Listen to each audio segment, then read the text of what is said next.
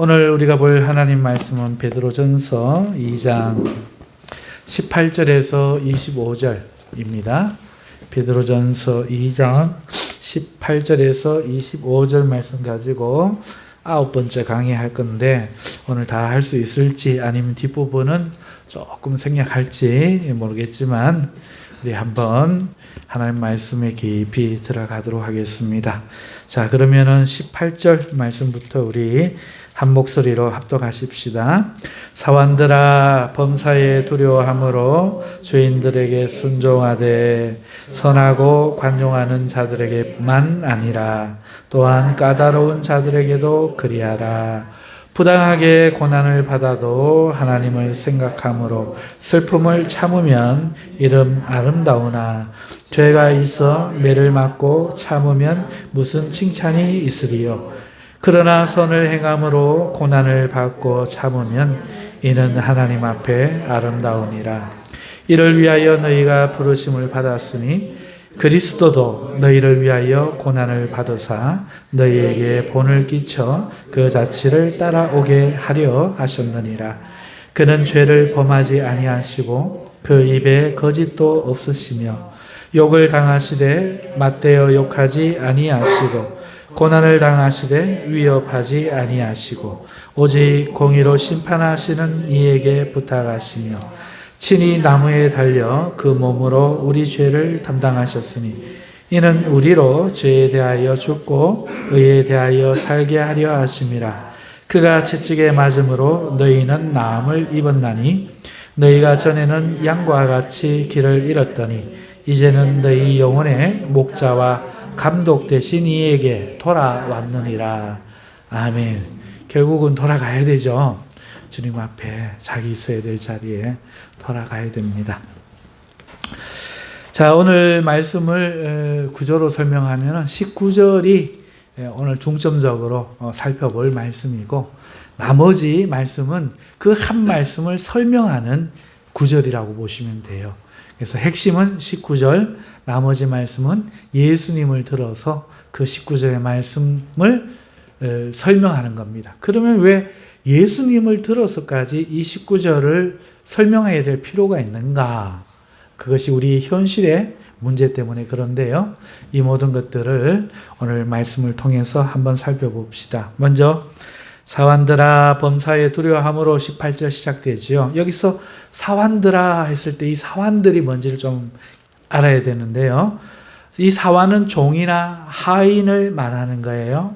근데 종이란 헬라어 단어가 둘로스가 있어요. 이 둘로스도 종, 노예 뭐 이런 걸 이야기하는 거지요. 하지만 오늘 18절에 사용된 단어는요, 둘로스가 아닙니다. 오이케테스입니다. 오이케테스. 그런데 이 단어는요, 뜻은 종이나 하인을 의미하지만 달라요. 어떻게 다른가 하면은 좀 더 둘로스는 제한적인 용법이고 오이케테스는 이 개념적인 의미예요. 그러니까 저 사람이 나의 주여, 예수님한테 주여 할 때는 퀴리오스 이렇게 말하지만 우리 앞에 주인들에게 라고 하는 말은 에스토테스, 이거는 개념적인 주인들을 이야기하는 것처럼 이 둘로스도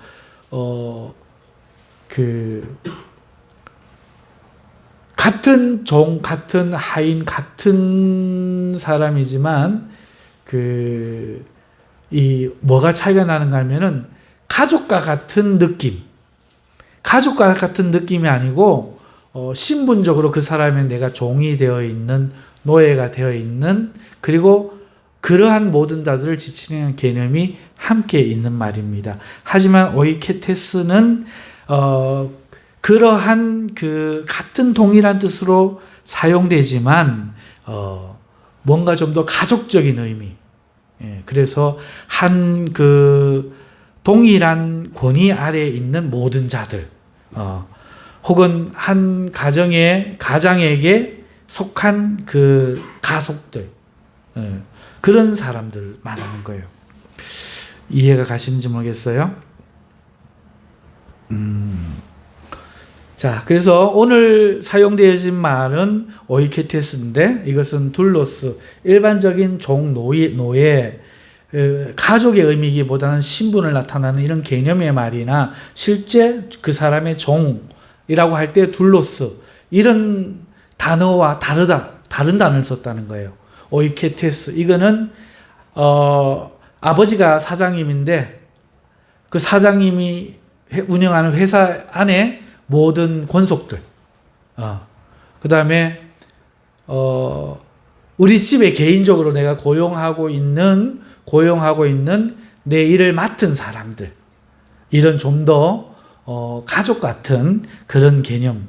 하지만 이것은 관계를 나타내는 말이면서도 동시에 개념 전체를 나타내는 말이다.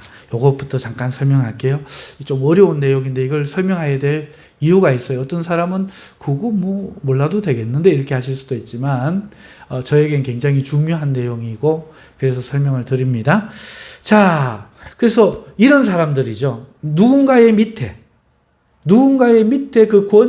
자기가 섬겨야 될 어떤 그 의무가 있는 사람들, 자기 위에 어떤 권세를 두고 있는 모든 사람들을 지금 말한다. 이렇게 말하면 좋겠습니다. 어떤 한 인물 톡 찍어서 이 사람은 종이다. 이거 아니고 지금 모든 세상에 그 권세 아래 섬겨야 될 권세를 두고 있는 사람들을 전부 이야기해 빠짐없이 모든 사람을 이야기한다고 오늘 본문의 말씀을 보시면 되겠어요. 사완들아 라고 말하고 있는데 우리로서는 이것을 뭐라고 또 이야기하는가 하면 우리는 하인, 종 이렇게 설명하잖아요. 그러면 이거는 또 우리가 오해가 있어요. 여러분, 하인이라는 뜻이 뭐예요? 한문으로 보면은 아래 하자 사람 있잖아요. 내 아래에 있는 사람이죠. 나이가 아래이거나 직급이 아래이거나 질서가 아래이거나 권위에서 아래인 모든 사람을 말하는 겁니다. 그런데 우리나라에서는 아주 유교적인 신분제도의 영향 때문에 혹은 사극의 그 영향이 있어가지고 그 뜻이 오해되고 있어요. 예를 들어서 제 동생이 있습니다. 제가 제 동생 보고 너는 내 동생이야 라는 말에는 동생이 기분이 안 상해져. 그렇지만 너는 내 하인이야 라고 하면은 기분이 팍 상하는 거죠. 이게 좀 안 와닿으세요? 요한이 보고 요한이 너는 아직 어려. 나보다 나이가 어려. 이러면은 기분이 안 상한데 넌 내 하인이야. 이러면 기분이 팍 상하죠. 그쵸? 이런 거죠. 하인이란 건 그게 아니에요. 우리 유교처럼 종, 노비 이게 아닙니다. 그 신분의 종, 노비가 아니에요. 하인은 아랫사람. 권위가 나에게 순종해야 돼. 그러니까 엄마와 자식 관계, 아버지와 아들 관계, 형과 동생 관계, 선배와 후배 관계, 모든 권위 아래에 있는 사람들을 아래하, 아랫사람. 그걸 한문으로 하면 하인인데 우리는 사전 보고 국어 배우거든요. 누가 부른 거 보고 기분 나쁘고 배우는 거거든요. 그래서 우리는 뜻을 배우는 게 아니고 감정을 배우죠. 예를 들어 우리 장로님이 최심이 양반이에요. 그죠? 아이고 이 양반아 그러면 기분 상하는 거예요. 왜? 옛날에는 양반님 그러면 이랬는데 지금은 이 양반아 그러면은 그건 나쁘게만 쓰였거든요. 뜻을 배우는 게 아니고 그 어떤 이미지, 감정 이것만 지금 배웠어요. 하인이라는 말도 마찬가지입니다. 성경을 읽을 때도 우리의 감정대로 성경에 대입하면은 전혀 다른 뜻이 되는 말들이 너무 많아요. 그래서 국어 공부를 성경을 하면 다시 해야 돼요. 어찌됐든 이 본문의 말씀에서 사환, 하인이죠. 그죠? 그렇지만 아랫사람. 무슨 말인지 이해가시죠? 아랫사람. 모든 권위를 위에 둔 사람들. 이런 사람들을 사환 혹은 하인, 종. 무슨 말인지 알겠죠? 저는 주의 계집 종이오니 이 말도 그런 뜻이죠. 예. 그런데 거기에서는 자기의 겸손을 낮추어서 실제로 자기를 종으로 표현한 것도 맞아요. 어찌됐든 간에 아랫사람, 권위를 받들어 섬기는 사람. 사환들아. 그 다음에 우리가 생각해 볼 말씀은 순종하라 하는 이 말씀을 한번 생각을 해볼게요. 여러분, 순종하라 할 때 누구에게 순종하라 하죠? 주인들에게 순종하라 이렇게 말씀하죠. 그럼 이 주인은 또 뭐냐? 여러분, 아까 제가 잠깐 말씀을 드렸는데 여기서 나오는 주인은 헬라어 그대로 읽으면요, 데스포테스라는 단어예요. 그래서 이것은 우리가 주여 어디로 가시나이까 라고 한 유명한 단어 퀴리오스, 우리 신약성경에 대부분 이 퀴리오스로 썼는데 오늘 여기에서 그 퀴리오스가 아니라는 거죠. 데스포테스라는 단어를 썼어요. 데스포테스에게 순종하라 이렇게 하고 있거든요. 그럼 이 데스포테스는 뭐냐? 아까 말했는 그 둘로스나 그 다음에 오이케테스나 이게 뜻이 똑같듯이 이 주인 퀴리오스나 뜻이 똑같아요. 주인이에요, 주인. 똑같은데 다른 단어를 굳이 썼어요. 왜 그랬을까요? 의도가 있죠. 남들이 다 물 가져와라 이러는데 거기 생수 가져와라 이러면 같은 뜻이 아닌 거예요. 뭔가 의도하는 그 말을 하는 의미가 있는 거죠. 마찬가지로 오늘 이 주인은요, 소유자. 원래 주인이 뭐 소유주지요. 맞죠? 그런데 이 단어는 소유자를 말해요. 혹은 주인이라는 뜻을 가지고 있어요. 땅의 소유주이거나 혹은 정치 영역인 이 땅의 지배자, 땅을 실제로 다스리고 있는 자에까지 두루 사용되어지는 용어죠. 그러면 퀴리오스는 아닙니까? 그것도 맞죠. 하지만 뭔가 그것은 좀 더 신분에 가깝고 너와 나와의 관계에 가깝다면 이 단어도 역시 퀴리오스와는 다르게 아까 그 오이케테스와 비슷하게 전체 주인들, 주인이라는 개념들에 더 가까운 거예요. 물건의 소유주든지 땅의 소유주든지 그 사람의 주인이든지 땅의 지배자든지 이런 어떤 모든 그 권세의 소유주들을 말하는 주인들을 말하는 그런 개념적인 의미에 더 가까워요. 일반적인 개념인 거죠. 자, 그렇다면 오늘 이 말씀이 해석이 되죠. 너희 사환들아 주인들에게 순종하라 했으니까 무슨 말이에요? 이제 개념을 설명하는 거죠. 이거는 온 세상을 살아가야 될 개념으로서 성도들이 어느 세상에서는 누군가의 권세 아래에 있을 수 있잖아요. 권세 아래 세상 사람들이든 성도들이든 남의 돈을 받아먹고 남의 월급을 받아먹고 남의 밑에 있는 모든 성도들아, 모든 사람들아, 그 너희의 그 주인들, 네가 뭐 공무원이든 네가 사업한 사람의 밑에 영업을 하고 있든 네가 학생이든 뭐 하는 사람이든지 네 위에 권세, 너 위에 주인들에게 네가 순종해라 하는 이 일반적인 의미를 던지고 있다고요. 이 말이 왜 지금 하는 거죠? 위에 뭐 이야기했죠? 왕과 총독들에게 주를 위하여 순종할 걸 이야기했잖아요. 그러고 나서 이제 왕과 총독이라는 대표적인 그 사람들이 하나님의 일을 대신해서 뭐를 하는 거죠? 악을 징벌하고 선을 어떻게 권장하려고 하나님이 사용하시잖아요. 그런데 그런 주인, 그런 대표 말고도 일반적으로 이 세상 삶 속에 누군가는 그것의 장일 수도 있고 그것의 주인일 수 있다는 얘기죠. 이 성도들이 여기에서도 이러한 것에 대해서도 순종해야 된다. 이 말을 지금 하고 있죠. 거듭난 사람이 어떻게 살아야 되는가? 지금 그걸 이야기하고 있는 겁니다. 자, 그런데 어떻게 순종하라고 합니까? 범사에 두려워함으로 순종하라고 하고 있죠. 사환들아, 범사에 두려워함으로 주인들에게 순종하라. 이렇게 말하고 있습니다. 그렇죠? 범사에 두려워함으로. 여러분, 이 두려워함이란 이 단어는요, 헬라어로 포포스예요. 포포스. 이 뜻은요, 여러 가지가 있는데 공포심입니다. 공포심.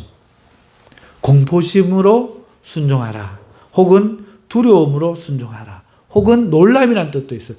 놀람으로 순종하라. 주인이 못 시키면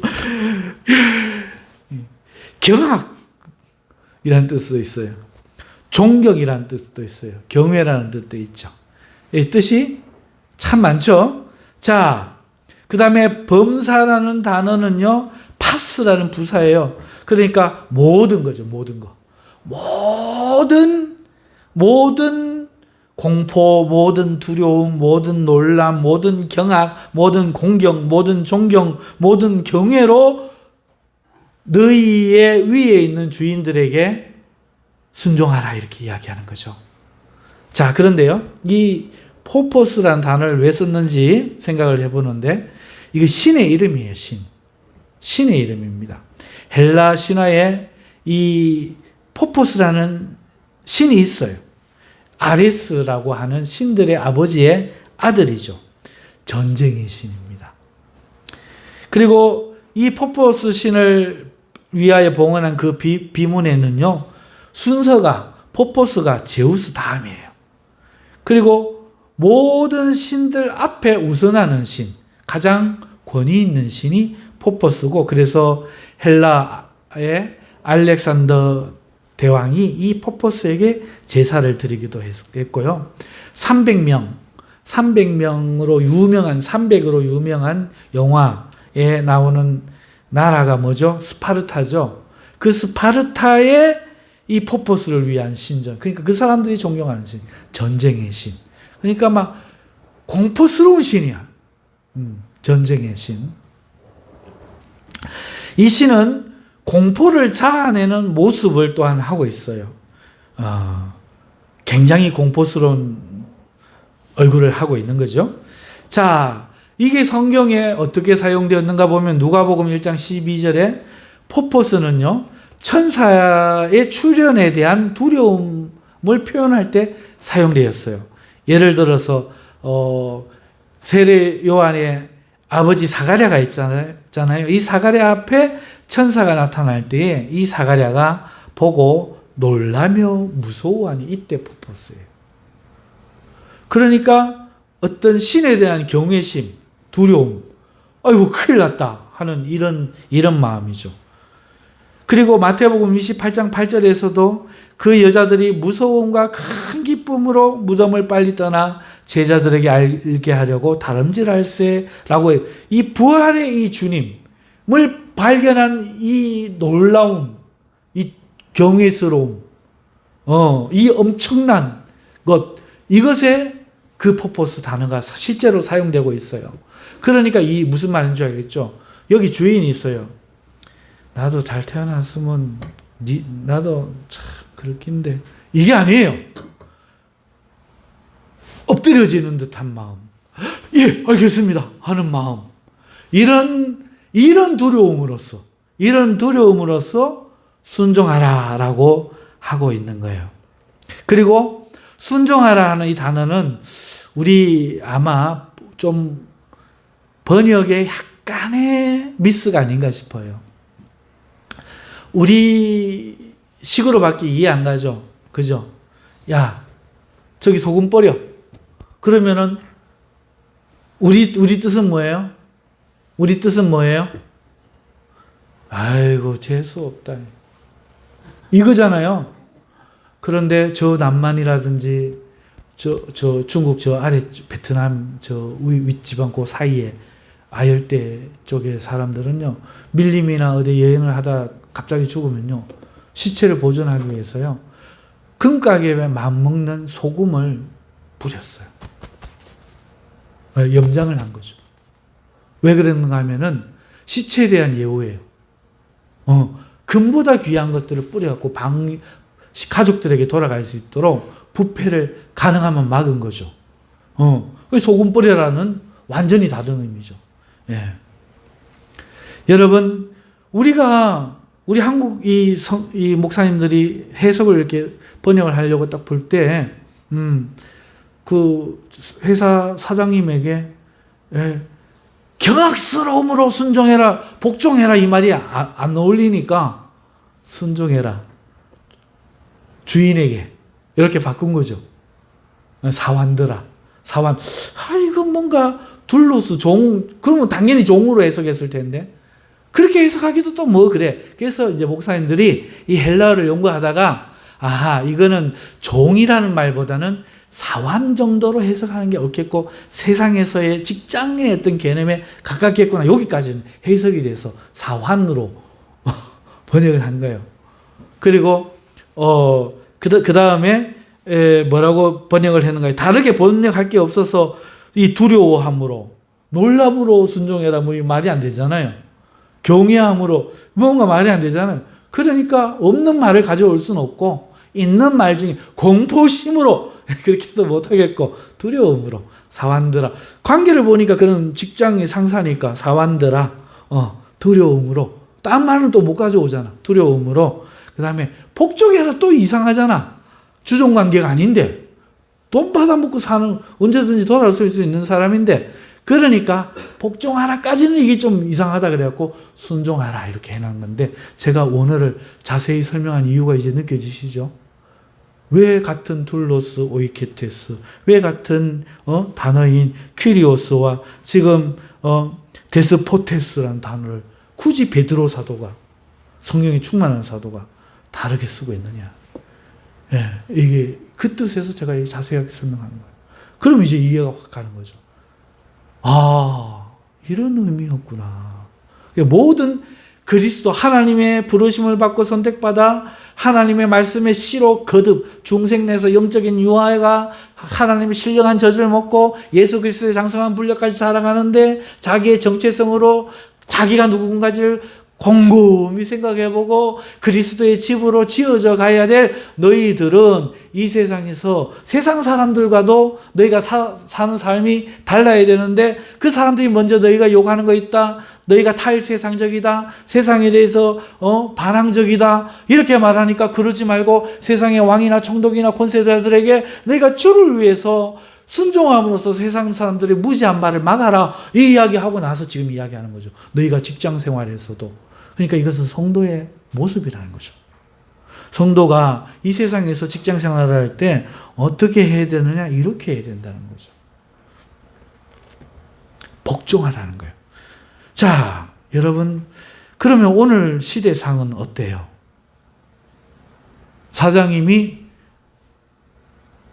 조군 저거에 이름 뭐라고 합니까? 조군이 그거 뭐하나? 저 좀 해! 이럽니다. 뭐라 합니까? 회사가 이거밖에 없습니까? 인격적으로 좀 무시하지 마시죠. 그러잖아요. 요새는 그러잖아요. 맞죠? 싸우고 가죠. 자, 여러분 한번 물어보겠습니다. 오늘 이 시대와 그 시대가 같을까요? 오늘 이 시대와 그 시대가 같을까요? 다르겠죠. 그러면 이 성경 말씀은 안 지켜도 되는 말씀인가요? 지켜야 되는 말씀인가요? 라고 생각해보면 문제가 생기는 거예요. 이런 이유 때문에 오늘 한 절만 딱 이거 하고 나머지 19절부터 25절까지 다 예수를 가지고 와가지고 그래야 되는 이유를 설명하고 있는 거예요. 왜? 시대가 달라져도 바뀌면 안 되는 하나님의 뜻이라. 하나님 뜻이에요.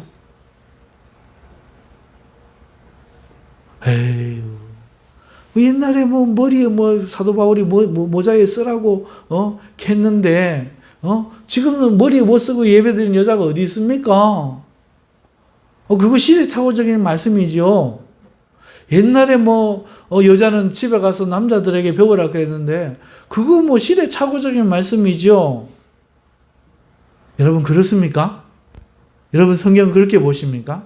거기에 타협을 본 사람들이 자유주의 신학자들. 자유주의 신학자들. 무슨 말인지 아시겠지요? 네. 그 자유주의 신학자들이 지금 하는 게 뭡니까? 구원에 이르는 다른 길이 있다는 거예요. 뭐로 가도 서울만 가면 되는 거예요. 그죠? 굳이 그 길 안 가겠다는 거지. 뭐로 가도 서울만 가면 되고, 또 우리 기독교인은 기독교인을 구원하는 방식이 있고, 저 절에는 하나님이 부처님으로 나타났을지도 모른다. 이렇게 추정하는 다른 길도 있다는 걸 인정하는 거죠. 그런데 성경은 뭐라고 가르치죠? 오직 예수 외에는 다른 길이 없다. 그럼 이 진리는 따라도 되고 안 따라도 돼요?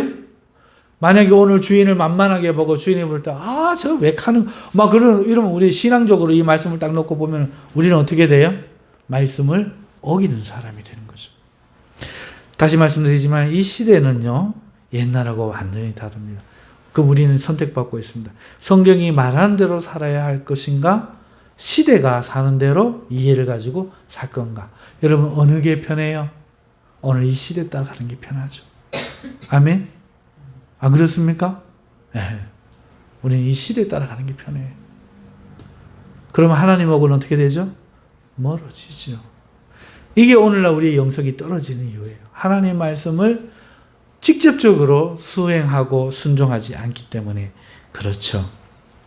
자, 이쯤 하고 그 다음 말씀이 안 끝났어요. 이어지기 때문에 계속 보죠.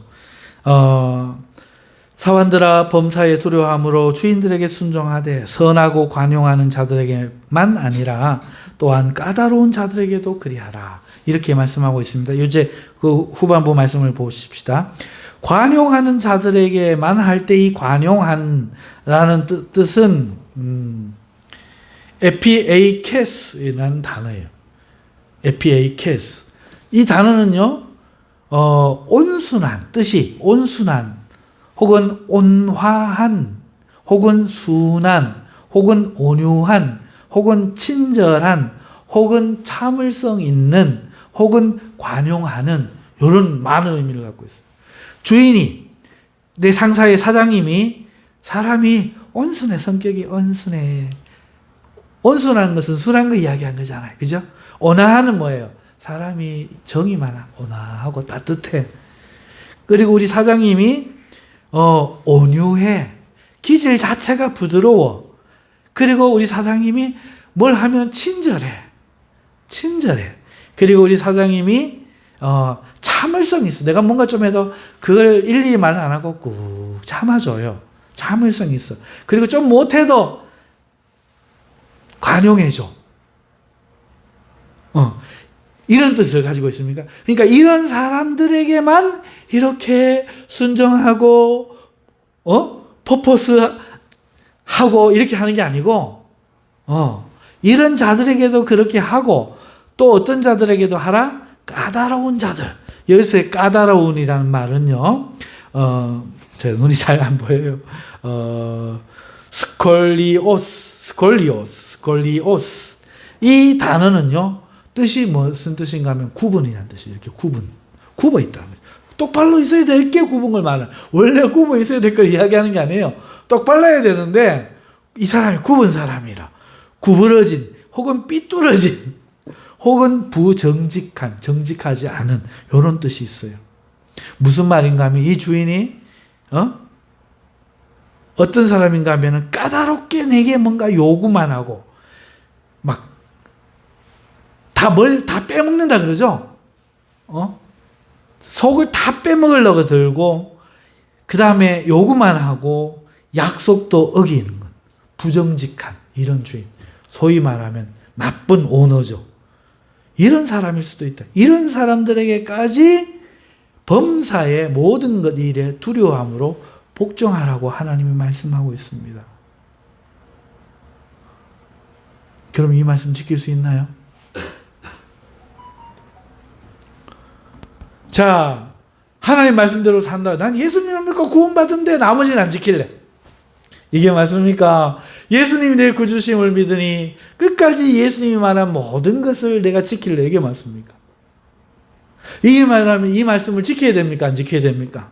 지켜야죠. 그러면 오늘 당장 사람은 오해가 많거든요. 좋은 말로 하는데도 오해해갖고 삐진단 말이에요. 그리고 지금은 실제 사람을 존경하는 마음이 없어요. 애들도 부모를 존경 안 합니다. 암만 병수발을 들어주고 해도 그 고마움 한 일도 몰라요, 진짜. 그러고는 자기 아픈 것만, 아프단 말이야! 그리고 아픈 것만 이야기하죠. 엄마가 자기를 위해서 애써서, 딴 집에 애들은 엄마가 저거 해준단 말이야! 그런단 말이야. 지금 시대는요, 자기 위에 사람들에 대해서 퍼포스, 두려움으로, 경외함으로, 떨림으로 이렇게 하는 마음, 사람을 살인하는 살인자나 방화자, 나를 해할 권세자들이나 두려워할 줄 알지, 학교의 일진이나 두려워할지 알지, 권세들을 부정합니다. 목사면 대수가, 선생님이면 다가, 경찰이면 다가, 선배면 다가, 형이면 다가. 요즘은 그런 시대란 말이죠. 이런 시대를 우리가 살아가고 있어요. 그런데 하나님이 뭐라고 이야기합니까? 아까 이 모든 개념이라, 자기가 위에 섬길 의무가 있는 모든 사람이, 이 사람이 성도라 할지라도 세상이 자기 주인들에게 대해야 될 태도라고 이야기했잖아요. 개념이라고 이야기했잖아요. 그러면 그렇게 해야 된다는 거죠. 그런데 주인이 친절하고 상냥하고 좋은 사람은 하기 좋지만, 그렇지 않고 주인이 인격이 진짜 뭐 선생님이 다 좋은데 인격이, 목사님이 다 좋은데 인격이 안 돼. 어떻게 해야 됩니까? 이러면 어떻게 해야 돼요? 이때 하나님 말씀을 듣겠습니까? 내 감정을 따르겠습니까? 세상을 따라서 세상 사람들처럼, 아이고 교회가 한 개, 두 개가 그 골목 넘어 교회다 하고 가시겠습니까? 아이고 내 이 학교 아니면 다니는 학교 없나? 나 검정고시해야 한다 하고 학원에 등록하시겠습니까? 다른 회사 취직하고 만다. 갈 때 내가 기밀 문서 다 빼갖고 갈 줄 알아라. 가시겠습니까? 아니면은 두려움으로 좋은 주인에게나 나쁜 주인에게나 복종하시겠습니까? 이게 참 어려운 거죠. 자, 그러면 왜 이렇게 하라고 하는지 이제 베드로 사도의 나머지 설명하는 이야기 성경 보면서 제가 이제 쉽게 설명할게요. 이제 이 뜻을 알았으면 이 말을 한 의도가 이제 드러납니다. 우리 성경을 눈을 한번 두시고 19절부터 함께 보시죠. 부당하게 고난을 받아도 하나님이 나빠. 하나님이 나빠. 예수님은 이 땅에 종으로 오셨어요? 주인으로 오셨어요? 섬기러 오셨어요? 섬김을 받으러 오셨어요? 에? 섬기러 오셨으면 종이야, 주인이야? 종이잖아요. 왜 말을 다르게 해? 예수님은 종으로 오셨다고, 섬기는 종으로. 성경이 확실하게 이야기하고 있잖아요. 우리 생각에 그분은 주인 맞지. 그러나 누가 그걸 모릅니까? 그러나 사실은 예수님이 주인으로서 주인으로 안 오시고 섬김을 받으러 안 오시고 어떻게 오셨다고요? 섬기는 종으로 오셨어. 하나님이 섬기라고 보내셨어. 그런데 그 주인이 나를 보내셨으면 내가 일하기 좋게 다른 사람들이 나에게 다 굴복하게 해줘야지.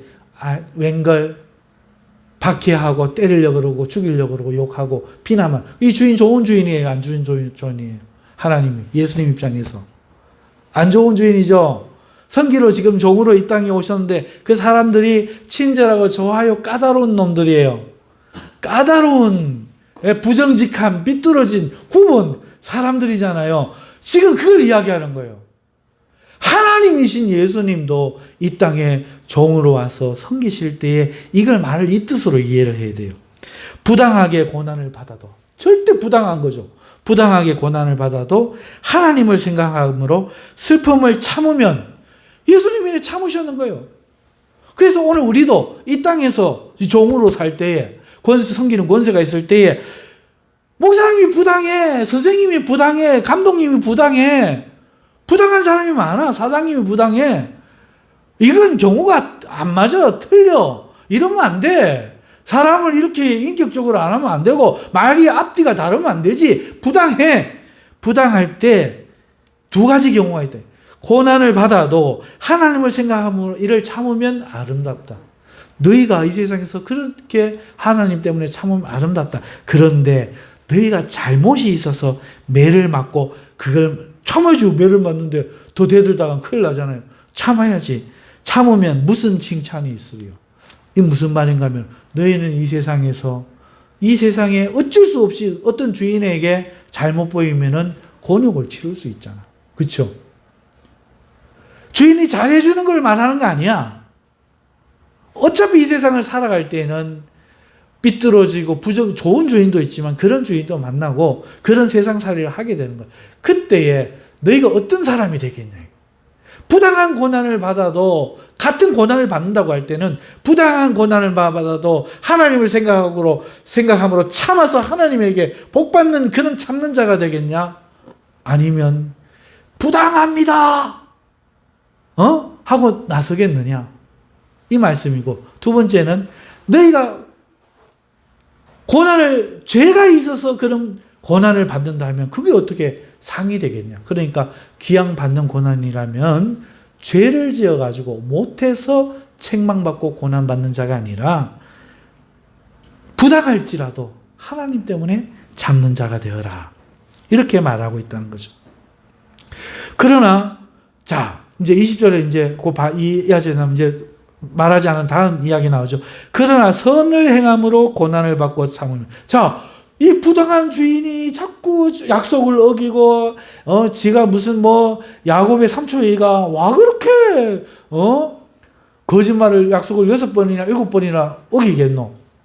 어기는 거야. 그런데 그런 사람 앞에 이 하나님의 명령을 기억하고 선을 행함으로 참고 고난을 받으면 이는 하나님 앞에 아름다우니라.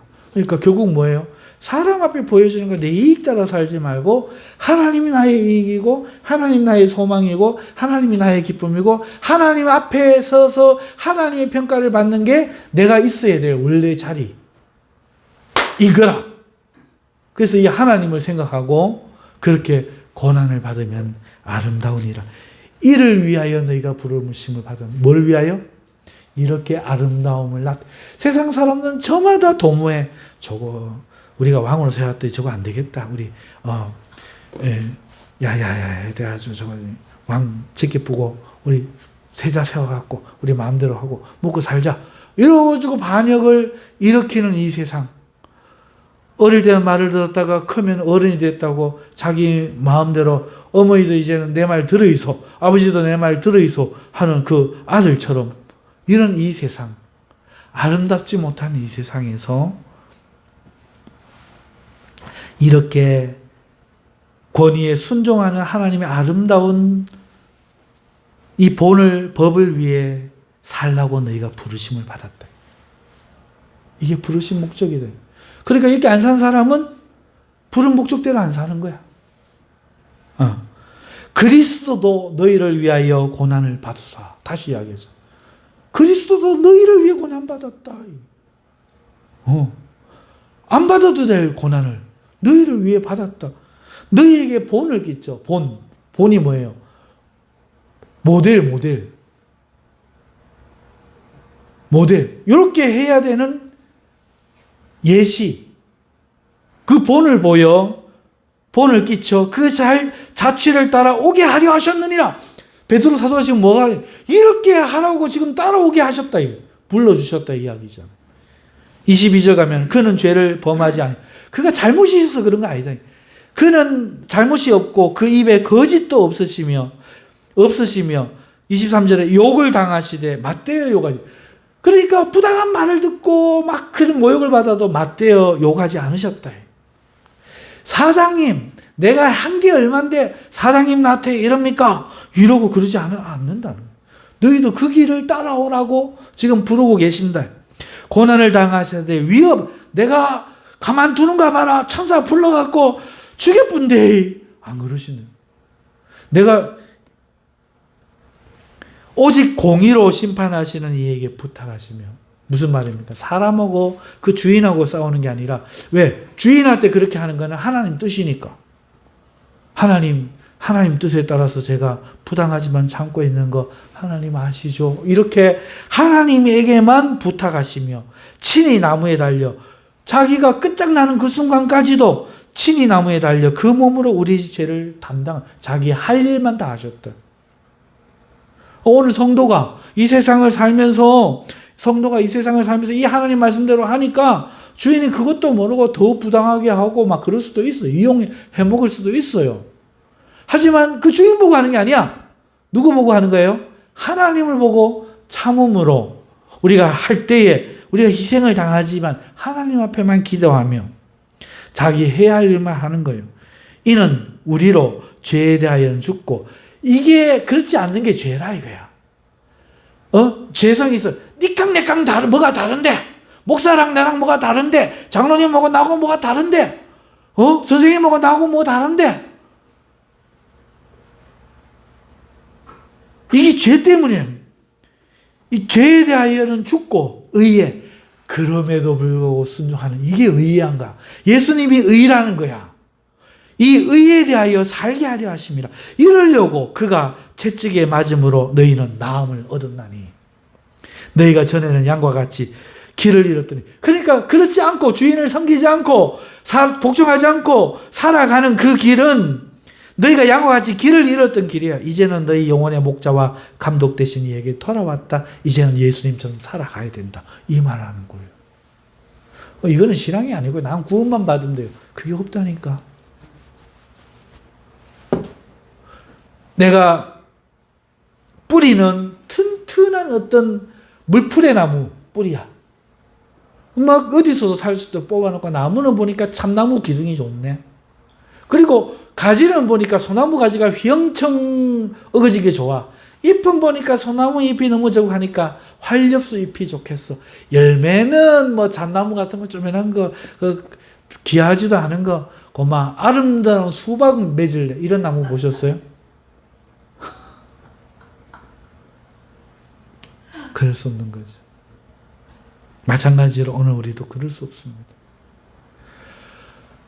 오늘 우리도 예수님 한 분을 진리로 구주로 믿으면 그 모든 말과 행실과 생각이 모두 주님의 법 안에 하나로 있어야 돼요. 이거는 세상 것 취하고 세상을 믿는 사람도 세상 사니까 이렇게 살아야지. 이거는 구원은 또 구원대로 받고 이런 게 없다는 거죠.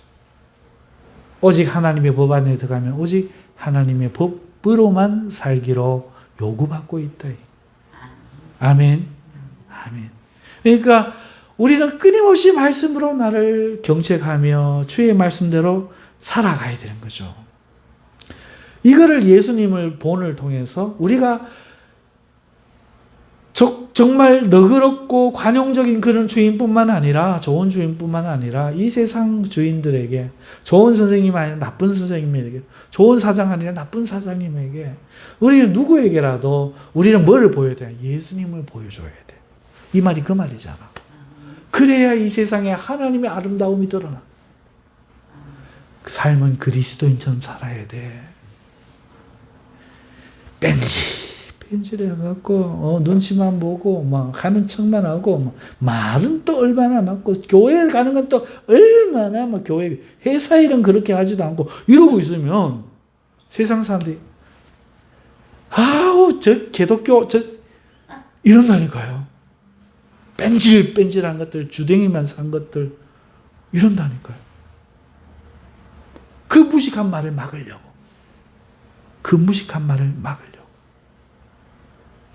그리고 사완들아 하인들아 하는 이 모든 것은 가정에도 통용되는 겁니다. 오늘 가정에 대한 이야기는 안 나오죠. 일반 삶에 대한 이야기고 그리고 이건 자녀들에게도 통용되는 겁니다. 하지만 아들, 자식에 대한 이야기는 안 나오죠. 하지만 이게 바로 25절 바로 넘어가면 3장 1절이거든요.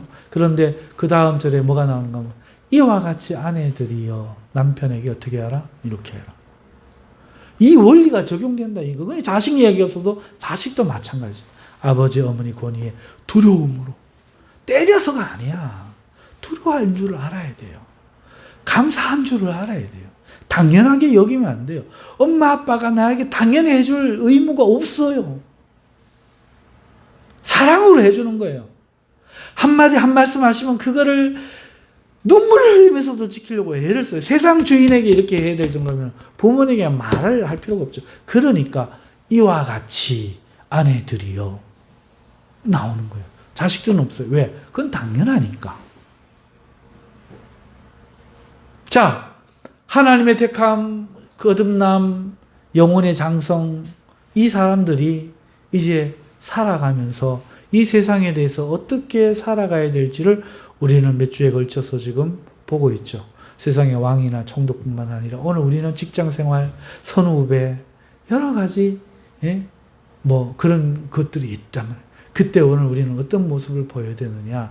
악을 행하라는 말에는 순종할 수가 없어요. 그건 똑같아요. 언제나. 하나님을 순종하지 말란 말은. 그러나 언제나 그 태도는 어떻게 해야 된다고? 공손하고 두려워한 마음. 막 그렇다고 벌벌 떠는 어떤 표정을 지으라는 얘기가 아니고 예, 바로 하겠습니다. 그러한 아름다움, 예수님과 같은 아름다움. 좀 부당한 일을 당해도 묵묵히 참고 안 되면 그 회사를 떠나는 한이 있어도, 그렇죠? 떠나는 한이 있어도 있는 동안에는 어떻게 하라? 묵묵히 참고 하나님께 기도하고 내가 언제까지 참아야 될지 물어보면서 참으라. 그럼 하나님 앞에 어떻게 된다? 영광이 있다, 상이 있다, 아름다워진다. 이걸 위해 너희를 부르셨다. 빛과 소금이 뭐냐? 행위로서 말하자면 이런 거죠. 행위로서 말하면. 그래서 우리 모두 이 말씀대로 오늘 우리가 이 세상을 살아갈 수 있기를 주님의 이름으로 축원합니다.